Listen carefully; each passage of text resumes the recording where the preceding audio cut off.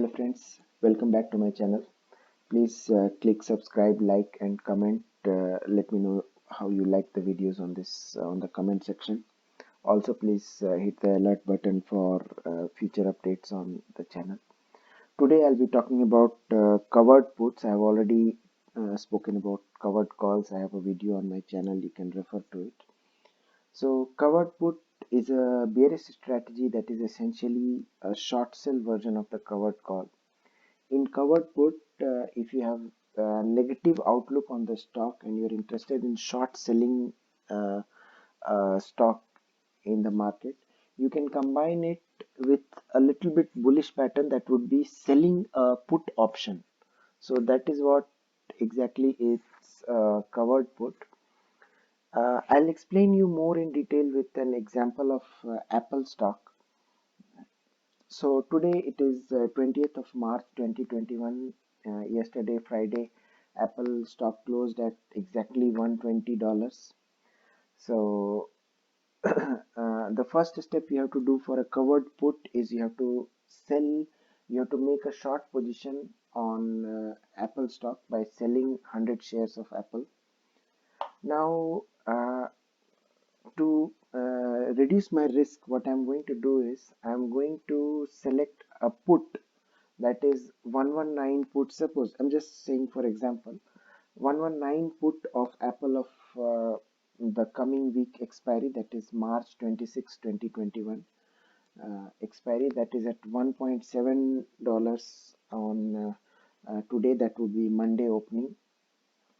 So what I'm going to do is I'm going to sell that option, put option. So by now you are very clear that if you buy a put, you are bearish on that stock, but if you sell a put, you can simply understand that you are bullish on that stock.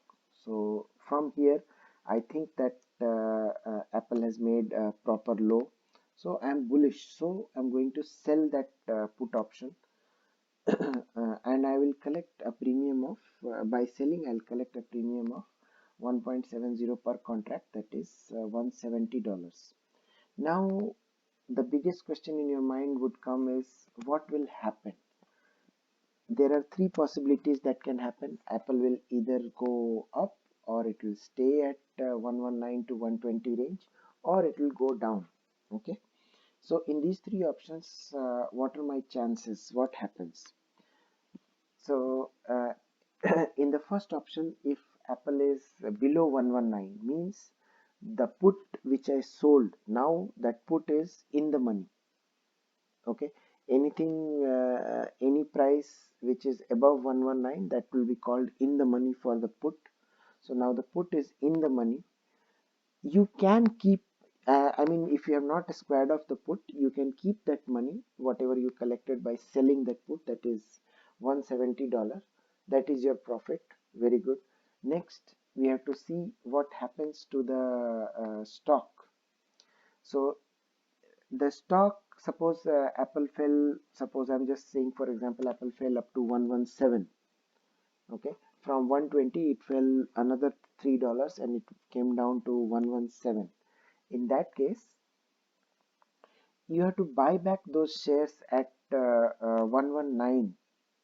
Okay, even though Apple fell till 117, you have to buy back those shares at 119, because your put the put that you sold was at 119 contract put. So to exercise that put contract, you have to buy back Apple at 119 only.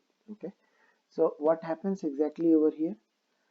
You get a profit of $100 on your shares also. Okay, I understand you lose a little bit profit uh, because Apple is already at 117 now. But if you want to exercise it, if you want to exercise that put option, you have to buy back Apple shares at 119, not 117. You have to buy back at 119, because the you are exercising, now you are exercising the contract. You have to buy as per the contract. The contract was for the put, the strike price was 119, so you have to buy back Apple 100 shares of Apple at 119. Okay, So basically your total profit in this scenario is 170 from the premium that you collected and $100 from the buying back the short sell position of Apple. So this is first scenario. Second scenario is if Apple remains say from 119 to 121.7. Why I am saying 121.7? I am adding 1.7 per contract from 120. 120 was the position where you sold those 100 shares. So I am just adding 120 plus 1.7, that is 121.7. Okay. So if you are in this range, your put is out of money, so you can easily just enjoy that profit of $170. Okay. And now it is optional, since you are still in the short position for Apple. 120 shares you have already sold, you are still in that short position. Okay. So now it is optional, up to you whether you want to book loss on a little bit. Maybe it might be profit if you are, if the Apple stock is less than 120, it is profit. If Apple stock is more than 120, it's a bit loss for you, because you sold at lower price of 120, and if you are buying back at more than 120, it will be a little bit loss for you on those shares. Okay. But still, overall contract, overall you will be either profit or you will be even, no profit no loss, because $170 you have already collected. If Apple is less than 121.7, the by buying back those shares, the maximum you lose is $170, which was the premium that you collected. So that is second case. Overall you might be even, or your profit will be equal to zero or more than zero. Your profit will be equal to zero or more than zero in second scenario. Okay, when Apple is from 119 to 121.7. Okay. Now the third scenario is when Apple is more than 121.7 or above. Okay. Then again your put is out of money, no question about that. So you can keep the whole premium of $170. It's you with you. And but you are losing on your shares. You have sold Apple at 100 shares of Apple at 120. Now it is say 122, so you are losing 200 over there, but it is optional. Okay. You want to book that loss or not, it is optional to you. Broker will not interfere. Broker will not come and take your shares or a square of your position or buy back those shares. Broker will not do. Broker will do only in the first condition, when your put expired in the money. When your put expired in the money, the broker will pitch in, and uh, it will square off your sell position. For mandatory, it is mandatory that the broker will square off your sell position at 119 only. Even if Apple falls, say on a bad market, Apple falls say up to 110, you are, if you didn't do the put option, you might have gained say $1,000. But if you let it expire, you keep the premium of 170 and your shares will be squared off at 119. Your total profit is always $270 only in the first scenario. So this was about covered put. Okay, this is proper definition of covered put, don't get confused. I'm going to the next topic. The next topic is cash covered put.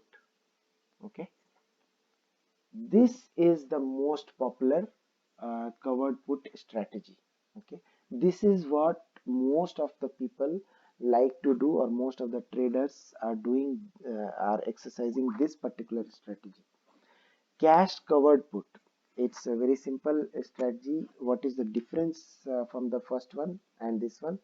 In the first one, you are already selling 100 shares of Apple at 120. Here, you don't have to sell those shares. The only thing is the broker needs a confirmation that if your put expires in the money, you should have enough cash to buy back to buy those shares. Okay, to buy those shares at whatever strike price you chose for the put. Okay, so here I'll just explain it. The broker will block that cash, or they will keep that cash aside, or they will reserve that cash from your account. If you have, say, just $1,000 account, you cannot sell a cash covered put. You need to have around 11900 in your account to do this particular the example that I'm going to present. Now today is 20th of March 2021. Apple is at $120. We all know about this. Now what I'm going to do is, coming Friday is March 26th. I am selecting 119 put of Apple. The premium is 1.7. I'm going to sell one contract. Okay, so when I place that sell to open for this particular contract 119 put on Monday, I'm going to put this order.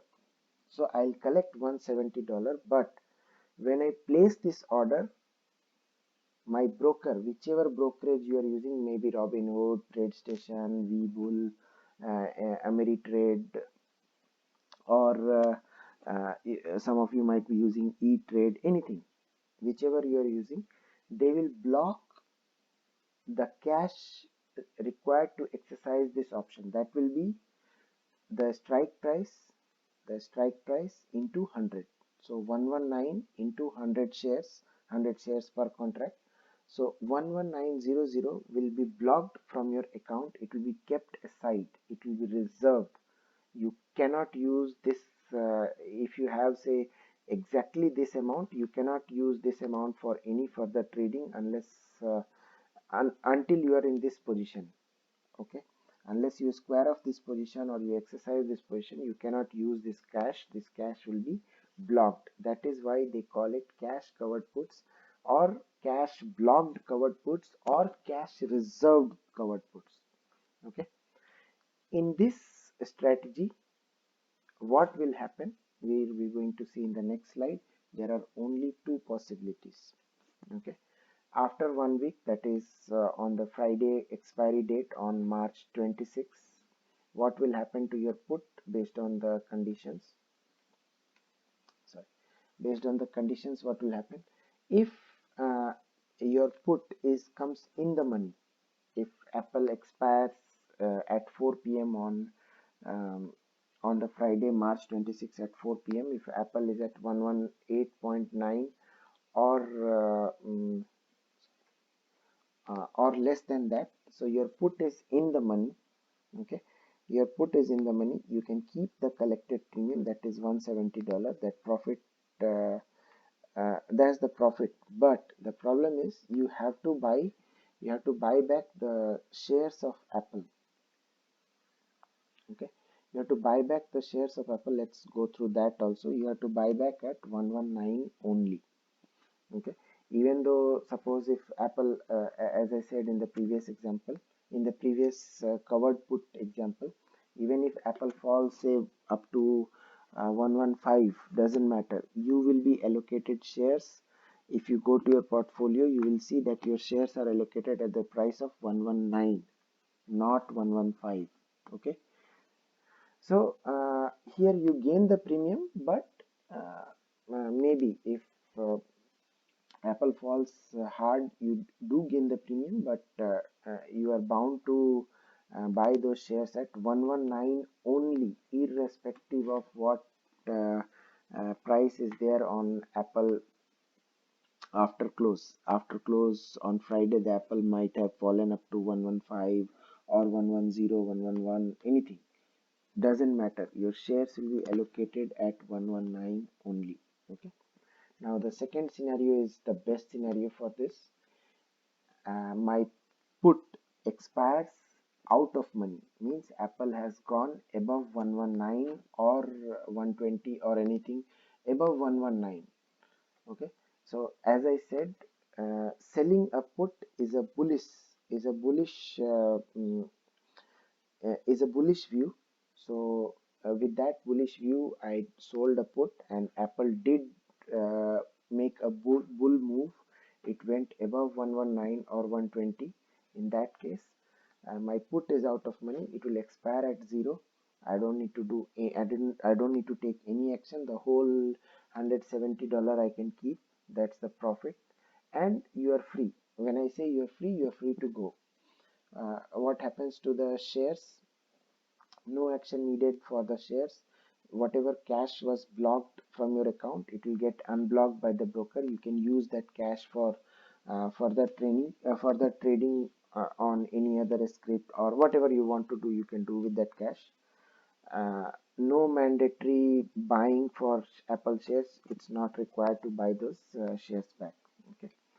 So this was all about, I wanted to explain properly about how covered puts and cash covered puts work. Uh, Most of you have requested for covered puts, but actually what you mean is cash covered puts. Okay, so don't get confused. I just wanted to tell you proper concepts of both covered puts and cash covered puts.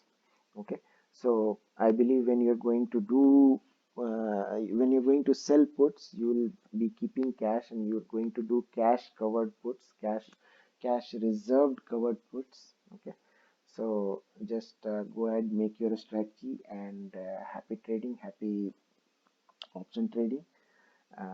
See you again next time with some other video. Thanks a lot for watching. Don't forget to subscribe, like, and comment on this video. Also, please hit the alert buttons for further updates on my channel. Thank you. See you again.